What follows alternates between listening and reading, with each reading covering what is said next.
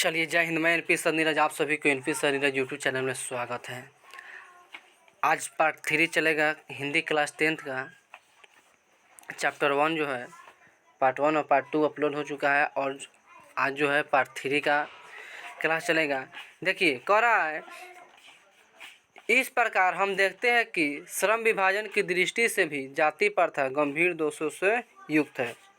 जाति प्रथा का श्रम विभाजन मनुष्य की स्वेच्छा पर निर्भर नहीं रहता। मनुष्य की व्यक्तिगत भावना तथा व्यक्तिगत रुचि का इसमें कोई स्थान अथवा महत्व नहीं रहता। यानी कह रहा है कि जाति प्रथा में यानी कि मनुष्य का रुचि यानी कि नहीं रहता। मनुष्य यानी कि जो है उसके इच्छा के अनुसार जो है काम को नहीं दिया जाता है। इस प्रकार कह रहा है। आगे कह रहा है मनुष्य की व्यक्तिगत भावना तथा व्यक्तिगत रुचि का इसमें कोई स्थान अथवा महत्व नहीं रहता।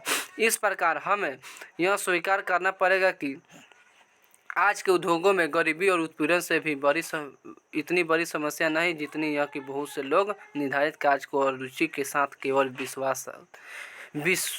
विवशतावश करते हैं। यानी कि कवि यहाँ पर कहते हैं कि आज गरीबी और उत्पीड़न से भी बड़ी समस्या यानी कि किसे माना गया है तो जाति प्रथा को माना गया है, क्योंकि इसमें लोग विवश हो जाते हैं एक ही काम करने के लिए। मजबूरन में क्या करना पड़ता है यानी कि वही काम करना पड़ता है जो उसका यानी कि पैतृक पेशा जो उसका पिता करते हैं। मजबूरन में जिस जाति का उसी जाति का जो है काम करना पड़ता है और उस काम को करने के लिए विवश होना पड़ता है। आगे कह रहा है ऐसी स्थिति स्वभावतः मनुष्य को दुर्भावना से ग्रस्त रहकर टालू काम करने का और कम काम करने के लिए प्रेरित करती है। और वैसी स्थिति में मनुष्य क्या करता है, काम को अच्छे ढंगों से नहीं करता है, काम को टाल कर करता है, कम काम करता है। मान लिया जाए मेरा अगर मन है पढ़ाने का, ठीक, मेरा मन करता है पढ़ाने का, अगर हमें कह दिया जाए कि तू कोदारी लेके चल जा खेत में, तो मैं खेत को कोर नहीं पाऊँगा, क्योंकि मैं कोरूँगा भी तो मेरा मन भी नहीं लगेगा, मैं थोड़ा सा कोर कर चलूँगा। अगर मेरा मन है घास गढ़ने का, किसी का मन रहता है घास गढ़ने का, उसको भेजो पढ़ने, उसको पढ़ने में मन नहीं लगेगा। यानी कि जिसका जो मन इच्छा रहता है, जिसका जो रुचि रहता है उसी में उसका जो है मन लगता है। अगर कोई देखता होगा कोई खाना नहीं कि बनाता है, तो जिसको खाना बनाने में रुचि है वो इतना अच्छा खाना बना देता है, जिस खाना यानी कि बहुत टेस्टी खाने का ही जो है दिल करता है। लेकिन और उसे खाना बनाने के लिए दो जिसको खाना नहीं बनाना आता, जो खाना नहीं बनाना चाहता है वह खाना बनाएगा, कितना हूँ अच्छा बनाएगा, बस खाना जो है अच्छा नहीं हो पाएगा। तो इसलिए यानी कि जो है इसमें जाति प्रथा में जो है यानी कि लोग कम काम करता है, यानी कि उसके रुचि के अनुसार काम नहीं दिया जाता है, जिसके कारण वह टालू काम करता है, कम काम करता है और ऐसी स्थिति में जो है काम को अच्छे ढंगों से नहीं कर पाते हैं। इसलिए कवि कहते हैं कि गरीबी और उत्पीड़न से भी बड़ी समस्या किसे है माना गया है तो जाति प्रथा। आकर ऐसी स्थिति में जहाँ काम करने वालों का न दिल लगता है और न ही दिमाग लगता है। रियल बात है। कोई कुशलता कैसे प्राप्त की जा सकती है तो यह निर्विवाद रूप से सिद्ध हो जाता है कि आर्थिक पहलू से भी जाति प्रथा हानिकारक है। यह सब प्रथा से भी दोष क्या है, दूषित प्रथा है, गंदा प्रथा है तो जाति प्रथा है।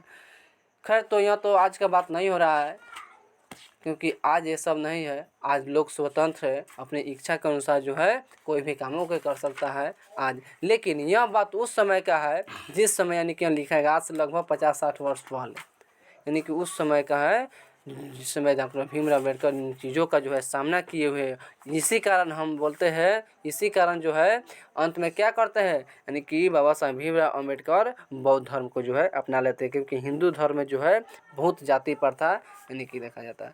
आज देखिए, आज भी होता है। आज ही देख लीजिए, मान लेते हैं कि चुनाव के संबंधित अक्सर मिलेगा, ज़्यादा से ज़्यादा मुखिया के चुनाव को या किसी भी प्रकार के चुनाव के संबंधित फलनावा हम जाति से है तो क्या करें, मान लेते हैं कोई यादव से है तो पूरा हीरा के क्या करता है यादव जाति के जो है यानी कि एक साथ रखता है। यानी कि इस प्रकार से सभी वर्गों के लोग, सभी जाति के लोग जो है अपने अपने जातियों को लेकर के धरनाएं देती है, अपने अपने जातियों के पक्ष में जो है बोलते हैं। तो इस प्रकार से यानी कि आज भी जाति प्रथा है, लेकिन अब उतना नहीं जितना जो है पहले था। चलिए आगे कह रहा है अतः यह निर्विवाद रूप से सिद्ध हो जाता है कि आर्थिक पहलू से भी जाति प्रथा क्या है, हानिकारक है, क्योंकि यह मनुष्य की अस्वाभाविक प्रेरणा रुचि वह आत्मशक्ति को दबाकर उन्हें अस्वाभाविक नियमों में जो है जकड़ कर निष्क्रिय बना देती है। यानी कि जो है मान लिया दिया जाता है काम करने के लिए, उस कामों को जो सही ढंग से न कर बना देता है। अब मैं समस्या के रचनात्मक पहलू को मेरे द्वारा जाति प्रथा की आलोचना सुनकर आप लोग मुझसे यह प्रश्न पूछना चाहेंगे कि यदि मैं जातियों को विरुद्ध हूँ तो फिर मेरी दृष्टि में आदर्श समाज क्या है। फिर अंत में कवि कहते हैं, लेखक कहते हैं कि अब आप मुझसे पूछेंगे कि मान लेते कि आप जाति प्रथा का जो है विरोध कर रहे हैं, तो आपके अनुसार आपकी दृष्टि से अच्छा समाज, कुशल समाज किस प्रकार से होगा। तो ध्यान दीजिए वो। तो फिर मेरी दृष्टि में आदर्श समाज क्या है। मेरा उत्तर होगा कि मेरा आदर्श समाज स्वतंत्रता हो, जिसमें क्या हो, स्वतंत्रता हो, समानता हो, भातृत्व पर आधारित होगा। यानी कि फिर कवि कहते हैं कि आदर्श समाज तभी हो सकता है जब समाज में क्या, समाज कैसा हो, स्वतंत्रता, यानी कि स्वतंत्र हो, लोग स्वतंत्र हो, किसी प्रकार का जो है कामों को कर सके, उसमें किसी प्रकार का जोर दबाव जो है नहीं होना चाहिए। समानता हो, एक दूसरे के प्रति जो है लगाव होना चाहिए, भातृत्व होना चाहिए, भातृत्व में भाईचारा, भाईचारे की तरह होना चाहिए, एक दूसरे हम सभी भाईचारे की तरह जो है मिलजुल कर रहेंगे। यही आदर्श समाज का जो है आदर्श समाज है। क्या यह ठीक नहीं है? भातृत्व अर्थात भाईचारे, भातृत्व भाईचारे को में किसी को क्या आपत्ति हो सकती है? हम सभी एक दूसरे के साथ भाईचारे बना कर रखें कि इसमें किसी प्रकार का जो है दोष नहीं है। किसी भी आदर्श समाज में इतनी गतिशील होनी चाहिए जिससे कोई भी वंचित परिवर्तन समाज के एक छोर से दूसरे छोर तक संचारित हो सके। ऐसे समाज को बहुविध हितों में सबका भाग होना चाहिए तथा सबको उनकी रक्षा के प्रति सजग रहना चाहिए। यानी कि ऐसा समाज होना चाहिए जिसमें सभी का भागीदारी होना चाहिए और जो है सभी कोई मिलजुल कर जो है कामों को करना चाहिए, तब जाकर हमारा जो आदर्श समाज होगा, आदर्श समाज की जो है स्थापना होगी। इसी को आदर्श समाज जो है कहते हैं। सामाजिक जीवन के में संबंध आबाद संपर्क के अनेक साधन व अवसर उपलब्ध रहने चाहिए। तात्पर्य यह है कि दूध पानी के मिश्रण की तरह भाईचारे के यही वास्तविक रूप है। यानी और इसी का दूसरा नाम क्या है? लोकतंत्र। ध्यान देवो, यानी कि हम सभी को दूध और पानी के मिश्रण की तरह रहना चाहिए। जिस प्रकार से दूध में पानी को मिला देने से पूरा क्या हो जाता है, ना भी जाता है उसमें पानी पूरा यानी कि मिल जाता है, ठीक उसी प्रकार से हम सभी लोग मिलजुल कर रहना चाहिए, दूध और पानी की तरह रहना चाहिए। और इसी का दूसरा नाम क्या है? लोकतंत्र। लोकतंत्र में सभी लोग एक साथ एकजुट मिल करके जो है किसी प्रतिनिधि को जो है चुनते हैं, अपना एक मत रख करके। उसी प्रकार से हम सभी भी किसी भी कामों में एक साथ मिलजुल कर रहना चाहिए, क्योंकि लोकतंत्र केवल शासन की एक पद्धति ही नहीं है। लोकतंत्र मूलतः सामूहिक जीवनचर्या की एक रीति तथा समाज के सम्मिलित अनुभवों के आदान प्रदान का नाम है। इसमें यह आवश्यक है कि अपने साथियों के प्रति श्रद्धा व सम्मान का भाव, हम एक दूसरे के प्रति क्या करना चाहिए, यानी कि दया रखना चाहिए, एक दूसरे के प्रति एक दूसरे को मदद करना चाहिए। हम सभी किसी प्रकार के एक दूसरे से ईर्ष्या का भाव जो है नहीं रखना चाहिए, तभी जो है हम सभी मिलजुल कर रहना चाहिए, रहेंगे तब जाकर जो हमारा समाज आगे बढ़ेगा, देश आगे बढ़ेगा। चलिए, तो इतना ही पर चैप्टर समाप्त होता है।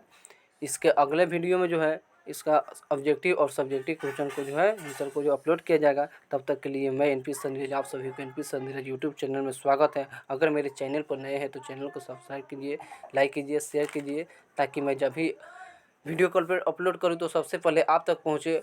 और एक लाइक करने से इससे क्या होता है कि मेरा मनोबल बढ़ता है और अच्छे अच्छे वीडियो बनाने का जो है दिल करता है। जय हिंद।